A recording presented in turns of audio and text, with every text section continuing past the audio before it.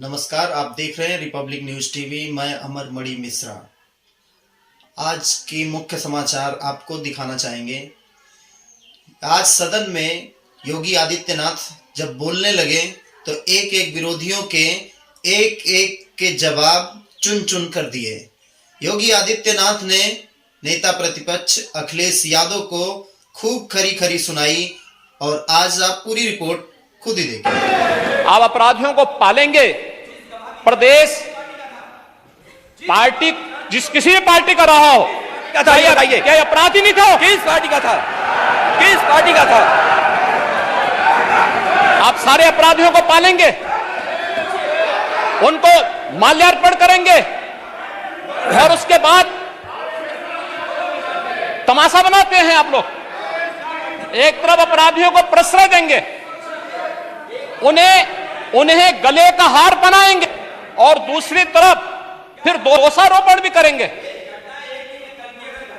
मैं उन्हीं पे आ रहा हूं, उन्हीं बातों पे चर्चा करने के लिए आ रहा हूं। हमारी पार्टी में आप बताइए किस पार्टी का सदस्य है? क्योंकि बहुजन समाज पार्टी से आपकी दोस्ती है, इसलिए बहुजन समाज पार्टी का नाम नहीं ले रहे आप। हम भी उन्हीं बातों पे कह रहे हैं। क्या यह सच नहीं कि जिस अतीक अहमद के खिलाफ पीड़ित परिवारों ने मुकदमा दर्ज कराया, उसके परिवार के खिलाफ, वह समाजवादी पार्टी के द्वारा पोषित माफिया है और उसकी कमर को तोड़ने का काम हमारी सरकार ने किया है। और फिर मैं कह देता हूं, इसी हाउस में कह रहा हूं, इस माफिया को मिट्टी में मिला देंगे। सरकार किसकी है?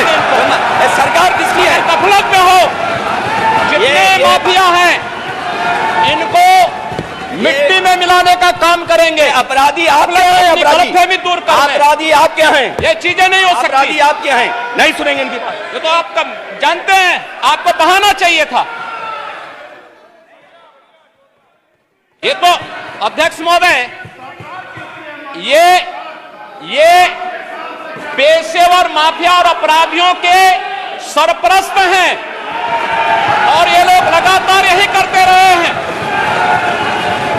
इनके रग रग में अपराध के अलावा इन्होंने कुछ सीखा ही नहीं है। क्या ये सच नहीं? क्या पूरा प्रदेश इस बात को जानता है?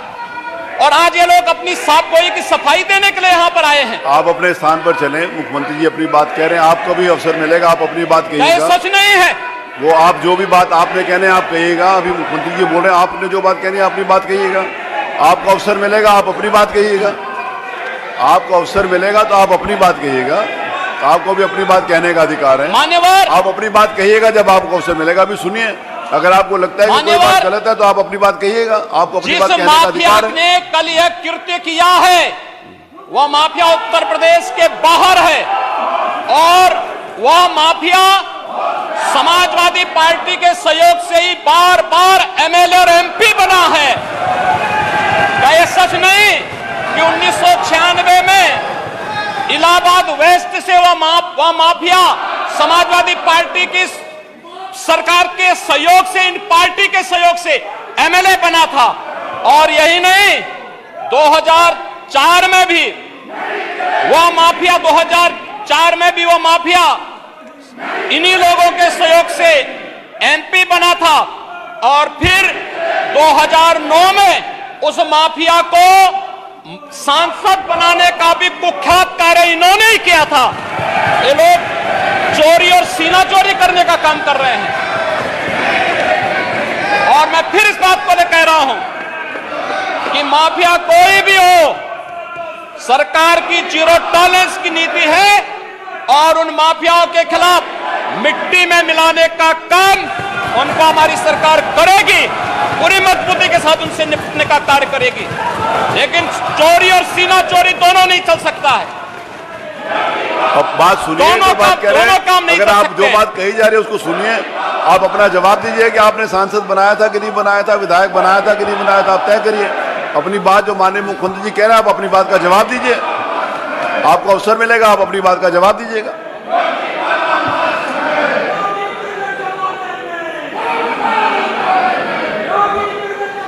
चलिए, अब आप अपने सीट पर चलिए, आप अपने स्थान पर चलें, आप अपने स्थान के ऊपर चलें, आप अपने स्थान पर चलें।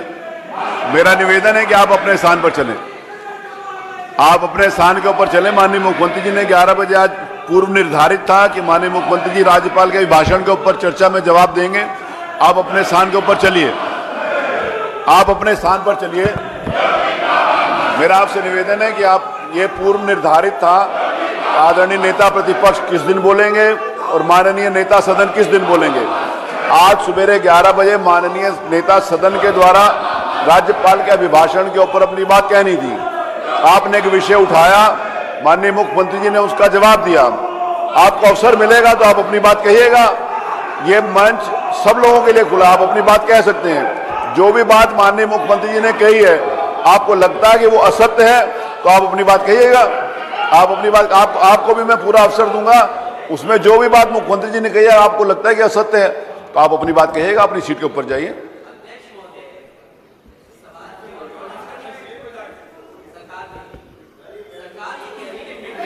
नहीं तो आप माफियाओं को मिट्टी में मिला देंगे, ये तो कहा है।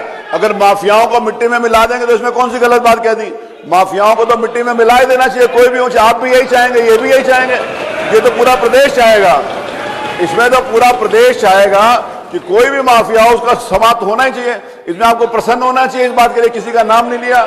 अगर कोई माफिया है तो उसको मिट्टी में मिलाने की माफिया समाप्त हो, अध्यक्ष तो आपको खुश होना चाहिए। हम भी चाहते हैं माफिया समाप्त हो। तो आप भी यही चाहते हैं, तो हम भी चाहते हैं मुख्यमंत्री जी। लेकिन ये भाषा क्या है, मिट्टी में मिला देंगे, माफियाओं को मिट्टी में मिला देंगे, ये कहा। किसी क्या भाषा है? मिट्टी में नहीं मिला देंगे। ये क्या भाषा है?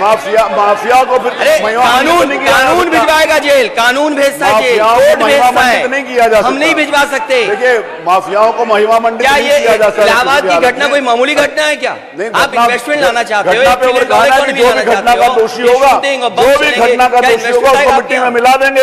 यही तो अपेक्षा की जाती है पूरे प्रदेश में। ये कहा मना किया अध्यक्ष जी, किसने मना किया? जिसने भी किया, जो भी घटना का सूत्रधार होगा और जिसने घटना की होगी उसको मिट्टी में मिलाया देना चाहिए। इसमें कौन सी गलत बात कह दी है? अध्यक्ष जी, माननीय अध्यक्ष जी, जब आप हो गया, आप चलिए, अब आप अपनी बात कहिएगा। वो तो मैं कह ही रहा हूं, आपको अपनी बात कहने का अधिकार है। जो बात मुख्यमंत्री जी कही है, अगर आपको लगता है कि उसमें कोई बात है तो आप अपनी बात कहिएगा। सरकार भी तैयारी से है, मंडे को चर्चा कराइए। आप विषय को उठाएंगे तो हाँ, मंडे को चर्चा कराइए। मंडे को आप विषय लेंगे तो विषय को देखिए जाए। मंडे चर्चा। माननीय अध्यक्ष जी, माननीय अध्यक्ष जी, अब इस विषय के ऊपर आगे बात करेंगे जब वो नोटिस देंगे। आज कोई नोटिस नहीं। ये सब लोग बैठ जाए तो माननीय मुख्यमंत्री से निवेदन करूंगा कि अपना राज्यपाल के भाषण के ऊपर अपनी चर्चा जारी रखें। माननीय मुख्यमंत्री जी।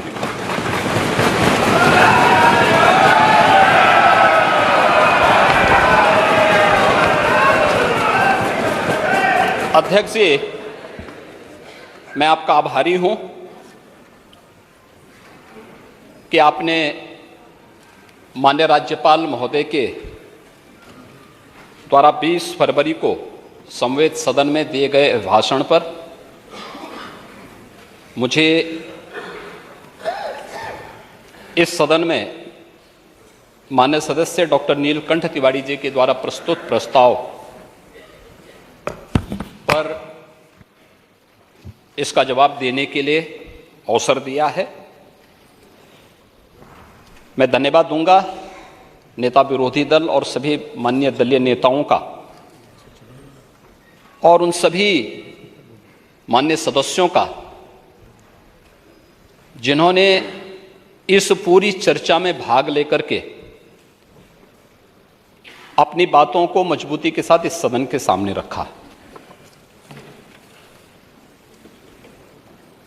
मैं हमेशा इस बात को मानता रहा हूं कि आप हमारी बातों से सहमत होंगे, नहीं होंगे, लेकिन लोकतांत्रिक तरीके से सदन की कार्रवाई को आगे बढ़ाने की आवश्यकता है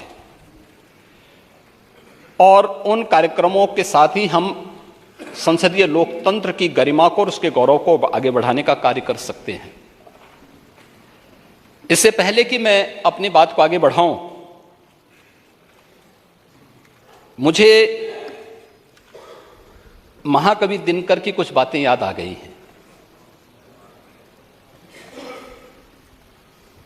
आज जब सदन की कार्रवाई प्रारंभ होनी थी ठीक 11 बजे, जो दृश्य हम सबको देखने को मिला है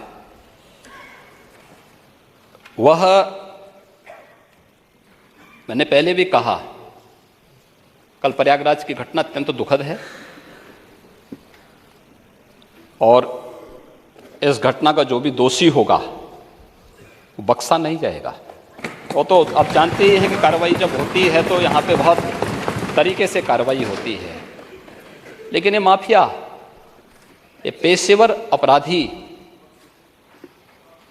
आखिर किसके द्वारा पाले पोसे गए और क्यों इतनी परेशानी हो रही है? माननीय हमारे नेता विरोधी दल को चोरों के जो हैं हित ठगों के बल हैं, जिनके प्रताप से पलते पाप सकल हैं।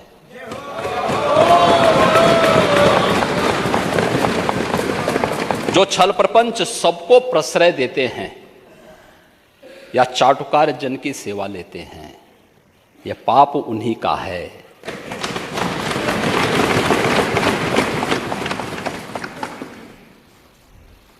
ये जो उत्तर प्रदेश की जनता को, 25 करोड़ जनता को पहचान का संकट खड़ा हुआ,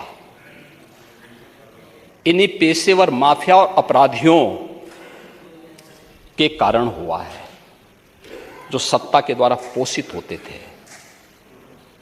जिन्हें महिमा मंडित करके ये लोग अपने आप को गौरवान्वित महसूस करते थे। जिन पेशेवर माफिया और अपराधियों के सामने सत्ता नतमस्तक होती थी, और आज उत्तर प्रदेश भी इस बात को जान रहा है और देश और दुनिया भी जान रहा है, उन पेशेवर माफिया और अपराधियों के खिलाफ जो कार्रवाई चली है वह एक नजीर भी बनी है। और फिर मैंने कहा है तो इसमें हम सूची भी जारी करेंगे। मैं आ रहा हूं, आज हम कर रहे हैं, आज उस पर पूरी चर्चा में भाग लूंगा। और मैं तो इसीलिए मैं धन्यवाद दूंगा माननीय अध्यक्ष जी को कि उन्होंने मुझे आज के दिन दिया है। मुझे लगता है और कोई बिजनेस नहीं होगा तो इस बिजनेस को थोड़ा आज इसी पे चर्चा हो जाए, इसी पे आज चर्चा करा ही लिए जाए। महोदय, जब हम इस बात को कह रहे हैं, वास्तव में राज्यपाल महोदय ने जो यहां पर अपना अभिभाषण दिया था, दो कारण से, संवैधानिक प्रमुख होने के नाते और एक मातृशक्ति की प्रतीक होने के नाते इतना सम्मान तो होना ही चाहिए था। हम बड़े बड़े दावे करते हैं, लेकिन सदन में राज्यपाल महोदय आ रही हैं सदन को संबोधित करने के लिए, आपको तो मौका मिलना ही है। आप अपनी बात को, सहमति और असहमति के लिए सदन है, लेकिन हम विरोध करें, गो बैक के नारे लगाएं, अशिष्ट और असंसदीय आचरण करें, यह सदन की गरिमा को तार तार करता है। दूसरा, मातृशक्ति की प्रतीक एक महिला राज्यपाल के द्वारा सदन को संबोधित किया जा रहा हो, हमारे लिए तो गौरव की बात होनी चाहिए थी, हर्ष की बात होनी चाहिए। उस समय नारे लगा करके पूरे सदन की कार्रवाई को बाधित करने का प्रयास हो। देश के अंदर किस प्रकार का संदेश हम देना चाहते हैं, किस प्रकार का संसदीय आचरण है, किस लोकतंत्र की आप बात कर रहे हैं, फिर किन संसदीय परंपराओं की बात कर रहे हैं, वह दृश्य भी हम सब ने देखा। जो एक महिला राज्यपाल उत्तर प्रदेश की सर्वोच्च संवैधानिक प्रमुख का सम्मान नहीं कर सकते, मान्यवर उनसे ये उम्मीद करना कि वो प्रदेश की आधी आबादी का सम्मान करेंगे, ये तो उनके शासनकाल के समय हुआ ही था, जब स्टेट गेस्ट हाउस की घटना घटित हुई थी।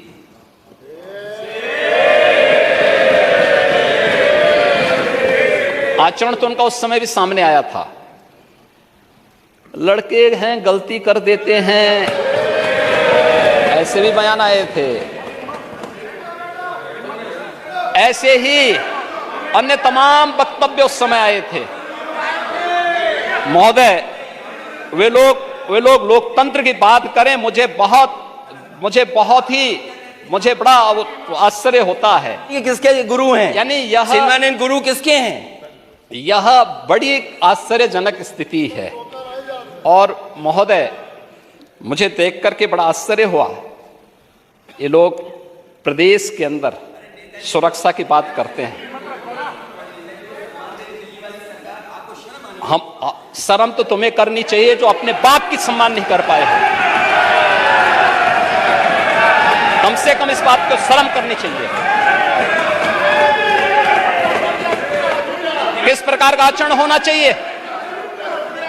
हमने नाम नहीं लिया किसी का, लेकिन जो वक्तव्य कभी बोले गए हैं उन वक्तव्यों पे चर्चा तो होनी ही चाहिए। क्यों नहीं चर्चा होनी चाहिए? किस प्रकार की बात करते हैं जी? आप कुछ भी बोल रहे हैं, दूसरा व्यक्ति नहीं बोलना चाहिए। जब चर्चा होगी तो सभी मुद्दों पे चर्चा होगी। फिर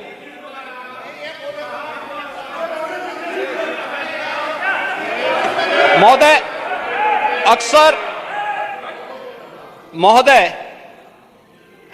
अक्सर जब हम लोग अभिभाषण की चर्चा करते हैं तो कोई भी संवैधानिक प्रमुख सरकार की उपलब्धियों के बारे में चर्चा करता है और अपनी भावी योजनाओं को भी, सरकार की भावी योजनाओं की भी चर्चा करता है।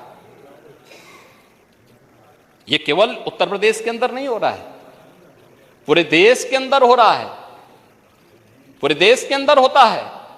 ये संसदीय परंपराएं यही हैं। और यही नहीं होता है, संसद के संवैध सदन को जब महामहिम राष्ट्रपति जी संबोधित करती हैं तो वह भी सरकार की उपलब्धियों के साथ साथ भावी योजनाओं का चित्रण भी करती है। अभिभाषण ही दिग्दर्शन होता है शासन की उपलब्धियों का और भावी योजनाओं का।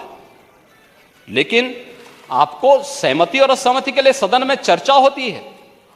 आप अपनी उपलब्धियों को बताइए ना, कौन ऐसा दल है जिसको प्रदेश के अंदर सत्ता में रहने का अवसर न मिला हो? और कई कई बार जनता ने अवसर दिया। अगर आज अपने कारनामों से जनता आपको ठुकरा रही है तो इसके लिए अपने कारनामों को दोषी ठहराइए, उत्तर प्रदेश की जनता को मत दोषी ठहराइए।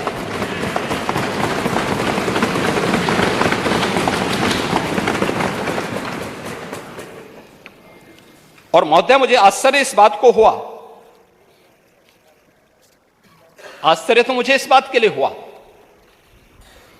कि उत्तर प्रदेश जिन जिन उपलब्धियों में नंबर 1 पर है, जिन बातों में पिछले 6 वर्षों में उत्तर प्रदेश ने नंबर 1 स्थान प्राप्त किया, उन उपलब्धियों के बारे में हर उत्तर प्रदेश वासियों को गौरव की अनुभूति करनी चाहिए, चाहे वो सत्ता पक्ष का हो, विपक्ष का हो या कोई भी उत्तर प्रदेश का वासी हो। हर एक को गौरव की अनुभूति होनी चाहिए। हमारा उत्तर प्रदेश आगे बढ़े, हम सबको गौरव होना चाहिए। लेकिन हम कहें साहब ये तो गलत है,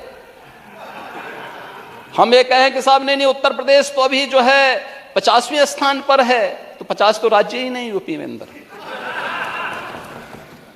आश्चर्य होता है हमें, यानी उन्हें यह दिखाने में कि उत्तर प्रदेश तो अभी पिछड़ा है, उत्तर प्रदेश बीमारू है, ये बोलने में गौरव की अनुभूति होती है।